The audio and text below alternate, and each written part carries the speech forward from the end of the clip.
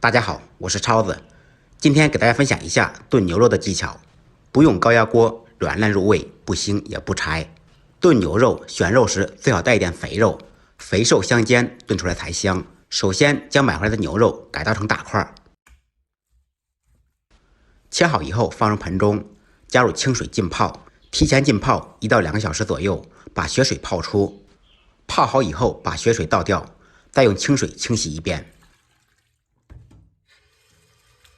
洗净以后，将牛肉改刀成大块。牛肉炖的时候会缩水，所以肉块改得稍微大一点。全部切好以后放入盆中备用。接下来准备炖牛肉的小料，准备少许姜片、小葱挽成结，一个去了籽的草果，草果的籽非常苦，所以我们把它去掉。少许干山楂或者新鲜山楂，没有山楂也可以用茶叶代替。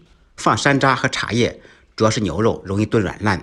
2小片香叶，1小块桂皮，少许花椒，2个八角，2、3个干辣椒段。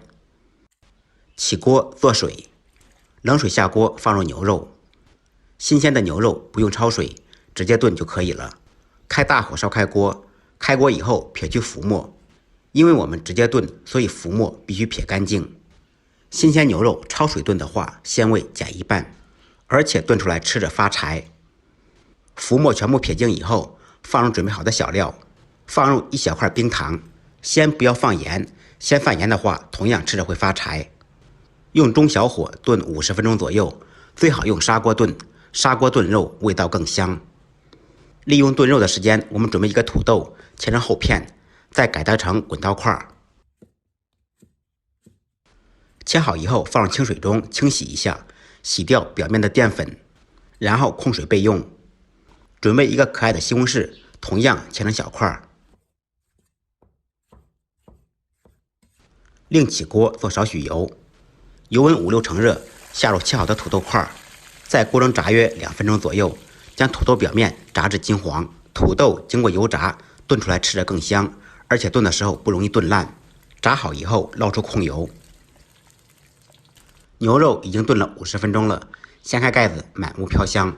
现在用筷子已经能插动了，但是还不够软烂，把炖牛肉的小料捡出来，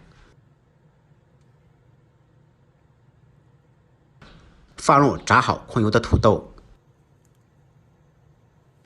切好的西红柿。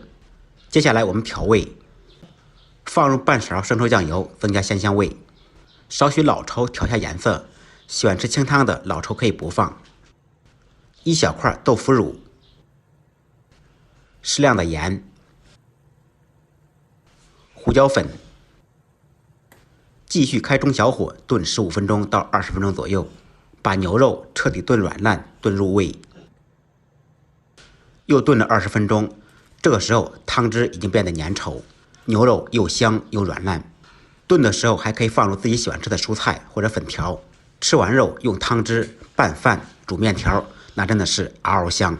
最后再给它扣一顶绿帽子，撒上少许迷人的小葱花或者香菜，一道家常版的西红柿土豆炖牛肉就做好了，软烂入味，不腥不柴，连汤汁一起喝。按照我的方法做，不好吃您提着牛肉来找我。